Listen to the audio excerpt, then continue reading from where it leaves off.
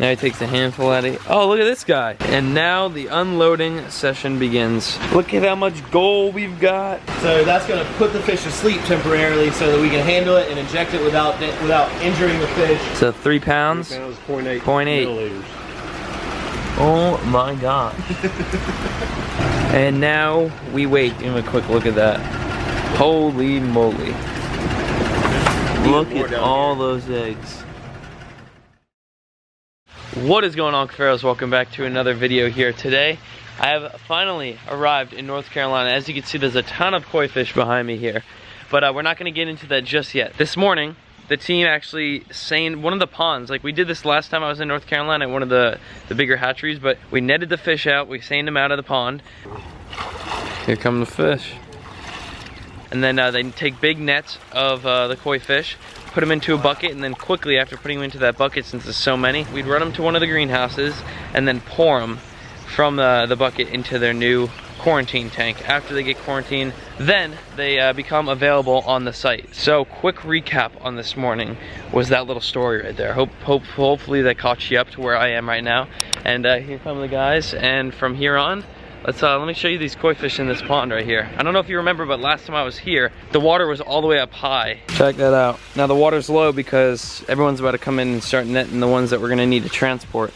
But there's a few that Casey told me are staying, and they're the ones that have just retired over the years from spawning. So it's this big butterfly koi right here, this big orange one, and also that one right there. So there's a handful of other ones that'll be kept in here. Other than that, a lot of them do come out, and we separate them male and female into those bins. And then the fertilizing session happens. So all that will be in this video. It's gonna be dope.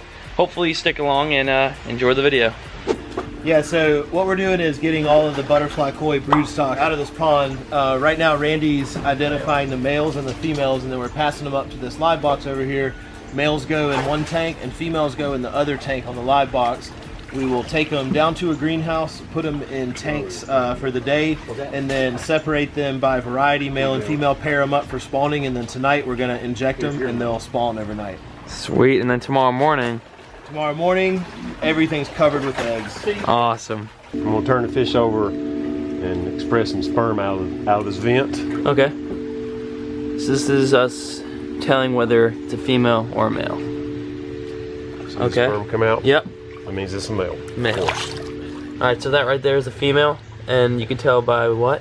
You can feel the mass of eggs in her abdomen. It's, okay. It's really Yeah, soft. yeah, you and if can you see turn it. over and you can't express any sperm during spawning season, most likely it's a female. Oh, okay. Look at the albino carp down there. You're not coming out, buddy. Nope, you're staying. Albino grass carp. Yep. That is something you don't see every day right there. That was a female, correct? Yes. Red eyes. Now he takes a handful out of. Oh, look at this guy. What are you doing, bud? I'm not stepping on this. Oh my lord. Oh, what is that thing? Yes. Yeah. This is a golden orf. That is the biggest one I've ever seen. Biggest one I've ever seen. That's a retired. You're going back into your home, buddy. Huge koi fish.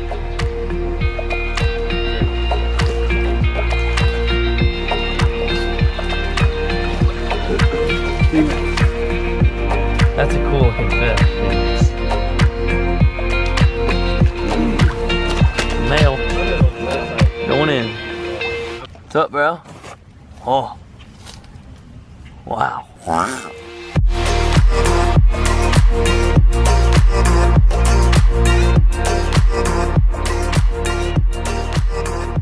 So now that we're done with that, this pond is gonna get filled back up, and then these fish will go into the greenhouse, and then tomorrow morning they will be released back into this after they do their job. So pretty cool. And now the unloading session begins. Now males over here, and then females in that one. Alrighty. That's in every single one of these tanks throughout this greenhouse. And there's like 20 greenhouses on this property. But look at all these tanks. And inside every tank is that. Next tank over. Check that out. Look at that. So many. Look at how much gold we've got. We hit the gold mine. We literally hit the gold mine. All right, Casey, so what are these? So these are spawning mats that we use for spawning the koi and butterfly koi broodstock. Now, koi don't need spawning mats. They will spawn anywhere and on anything. If we injected the koi and put them in the tank without the mats, then they would spawn and the eggs would be stuck to the side of the tank. But then obviously it would be difficult or impossible really to get the eggs out into the pond where they need to hatch. So what we do is line the tank with these spawning mats. It's kind of like steel wool, but it's not made out of steel. It's made out of like a rough plastic kind of substance. So you line the tank with these mats, and then when the fish spawn, the eggs stick onto the mat, and then you take the mat out of the tank into the pond, and that's where the eggs hatch, right there in the pond. Awesome. And there is the spawning mat right there, tucked up on here, and by tomorrow morning, there'll be eggs on it. All right, so we're finally at the point where we are bringing the females and the males to pair. Yeah, so we've got 2 tanks here. We've got all the females here, all the males in this tank over here, and we've got some smaller tanks set up with spawning mats already lining the tanks. And what we're doing now is choosing the best females to match with the best males based on variety, color, and what we think is going to throw the best offspring to give us the best crop of butterfly koi for next year. Awesome.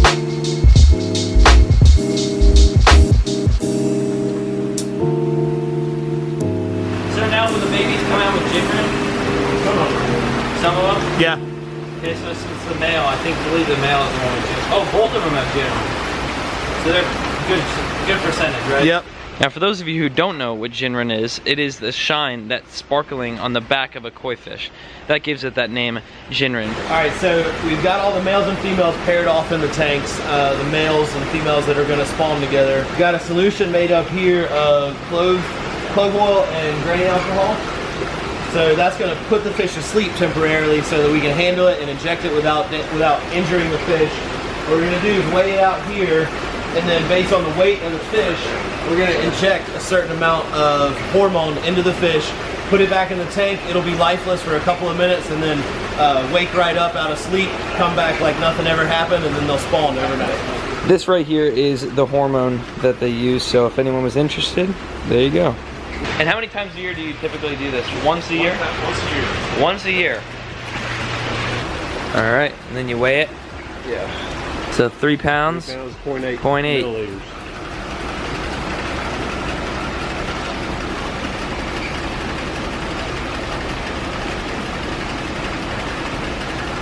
Boom. That's her. And then it goes right back into the normal water, and it'll wake up. How big is this one? 11? Yeah. 11 pounds. Next batch is in, and you guys call these the skeleton? Skeleton or Kikokuru. I like skeleton. Kikokuru is the more proper name for them. He's good to go. 2 of them. That one's actually starting to get up now too. He's still sleeping. So after continuing on that process of netting them out of these tanks inside this greenhouse, putting them into that bucket, putting them to sleep, and then injecting them with their hormones, we have now completed everything. And now we wait. So as you can see, all the fish are doing good. These ones over here. So they're all waking up. If not, have already woken back up and ready to make some eggs. So with that being said, I will see y'all in the morning with these mats right here loaded with eggs. Alrighty, it is the next morning and there should be some eggs. There's eggs up here. How did the...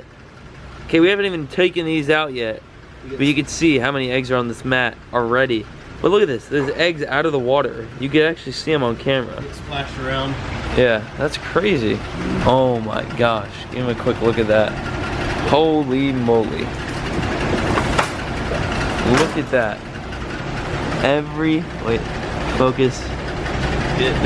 Look at all those eggs. That is just along the whole entire thing right there. Yep.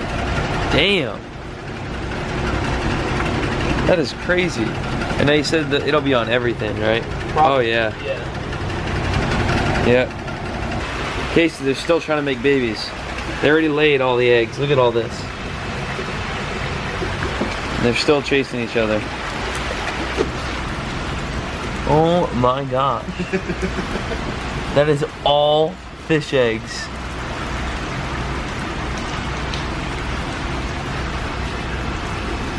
What in the heck?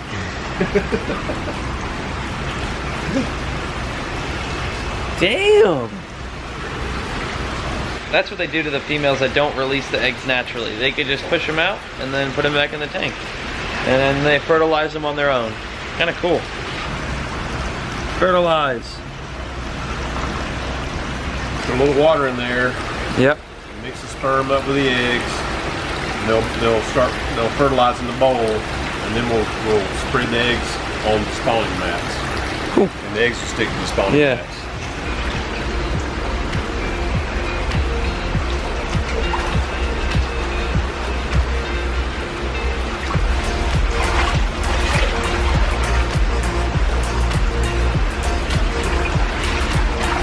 Holy cow, there's so many. You don't notice it. Yeah. You see all the white stuff is all eggs.